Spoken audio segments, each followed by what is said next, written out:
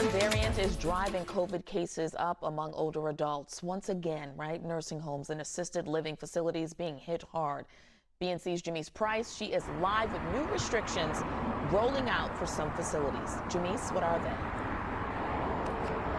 Tashani, a lot of these places are rolling out these new measures because of the Omicron variant, and these facilities are experiencing outbreaks. So places like New York now requiring that visitors show proof of a negative COVID test before coming into the facility. The state also joining 4 others, including Connecticut, that will require nursing home workers to get a booster. Again, all of this happening because of what we're seeing with this Omicron variant. The restriction comes as 32,000 new COVID cases were reported among nursing home residents nationally in the week ending January 9th. And as cases rise, vaccination rates for COVID boosters, those are lagging. 63% of nursing home residents have received a booster, but when it comes to staff, the number is lower. Less than 30% have received that extra dose. Now, booster shots are not required for nursing home workers here in Louisiana, but encouraged for additional protection. And when we talk about the staff and not getting their boosters, a lot of folks have become sick as it relates to the Omicron variant, and that is creating staffing shortages within these nursing homes and assisted living facilities. Tashani? All right, Jamise, thank you for that report.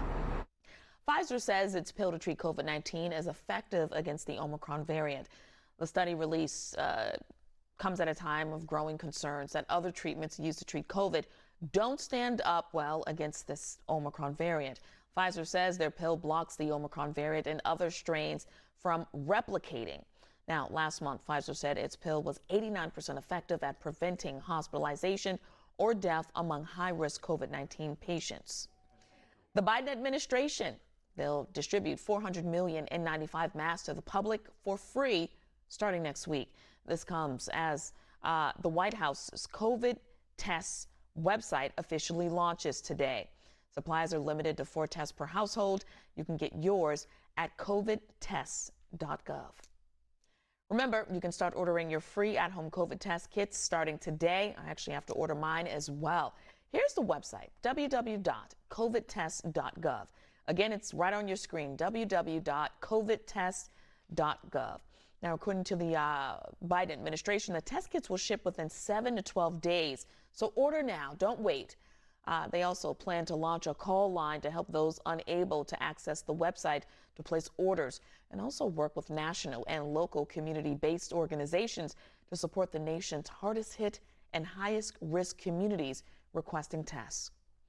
Joining me now to help us break it all down, we got Dr. Sujan Gogu. He is a friend of BNC Live. It looks like he was napping. You've been working so hard over there, Dr. Gogu.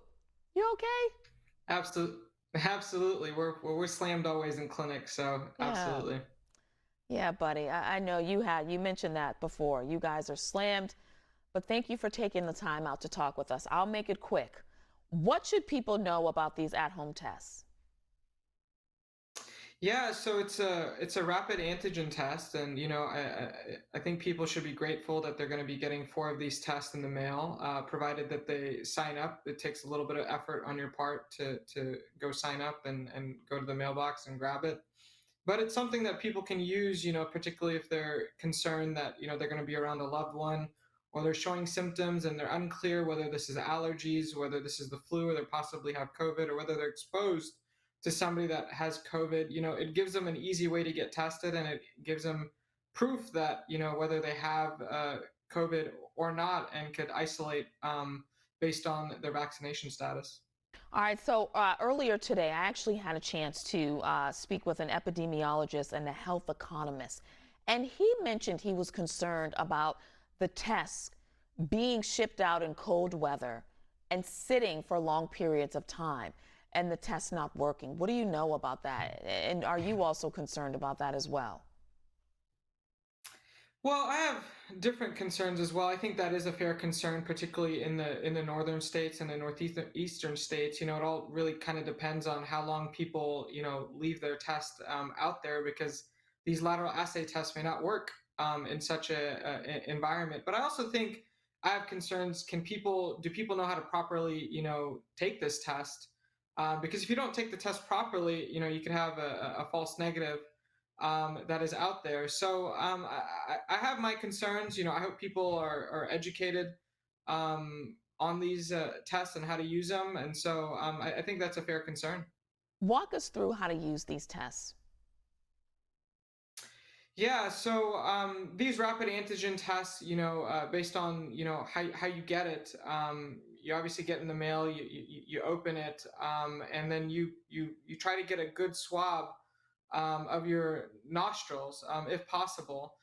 Keep in mind, sometimes COVID lingers in your oral pharynx as well. So depending on the clinic you go to, sometimes I've had patients that are very symptomatic, and that I've actually tried to swab their oropharynx. But basically, we swab the nostril, and then you apply it on the rapid antigen test as described, and you get a line that shows whether it's positive or negative, as you see, and go from there. Yeah. But it's Let's. really how you get the swab that's really important, All right. The White House also making 400 million N95 masks available for free to the public starting next week. Do you think this will make a difference, or are we still in this reactive state rather than being proactive? Yeah, to be quite frank with you, Reactive, I wish we yes. had done this far. To be quite frank with you, I wish we did this far earlier. I think these cloth masks do not work very well, against COVID. Surgical masks are not as effective. We should really be preaching to people to use an N95 mask, use a KN95 mask, because there are studies that show that those masks are better. And if that can prevent transmission better, I don't understand why we use poorer masks, and say that is effective to help protect other people. So I'm a huge fan of everybody now having access to N95 masks, and I hope people use them. Yeah, it's just interesting. I mean, we're dealing with a supply chain crisis. Folks unable to find tests, unable to find these masks without paying a bunch of money, but all of a sudden they are in supply. Does that concern you? Yeah, so initially in the pandemic, obviously there was, a supply chain crisis of this. But I think, now having them in supply, obviously the administration, I'm sure, used every tool to their disposal to create as many of these. But I also think there's been a wide realization, probably among many health professionals, that, N95 masks and KN95 masks are the most protective. And we really need to be putting out the message that we need to be using high quality masks to help prevent other people from getting this illness. So I think that realization, has become particularly more stark with Omicron, just knowing how contagious this is. Yeah, and Dr. Gogu, respectfully, I mean, I'm not talking about in the beginning of the pandemic. I'm talking about a few weeks ago. I mean, you go on Amazon, you couldn't find a mask, and if you did, I mean, you were paying a lot of money for a handful of them. But nonetheless, you mentioned earlier in the interview how exhausted and tired you are. How are you keeping your spirits up, sir? How are you maintaining your wellness during all this craziness?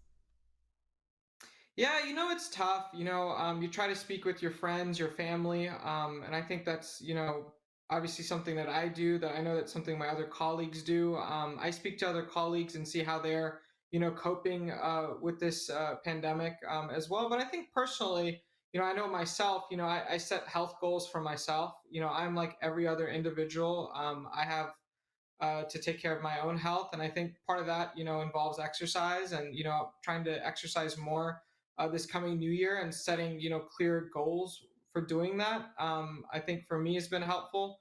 But every individual is very different. I know some people are some health professionals, they're going through different things with their family. They have a loved one with COVID, someone else that's sick, or, just going through depression, anxiety, or other chronic illnesses. And I think sometimes you just neglect your health. And I think as a health professional, we got to realize that we are people, as well. Whether you're a nurse, whether you're a doctor, whether you're a medical assistant, an LVN, whoever you are, you have to take care of your health as well. Because if you can't take care of yourself, it's very difficult to take care of other people. Yeah, absolutely. Dr. Gogu, thank you for your time, sir. Try to squeeze a nap in before you head back out. does wonders for the body. Dr. Gogu there. All right, BNC Live will be right back with more news that matters to you.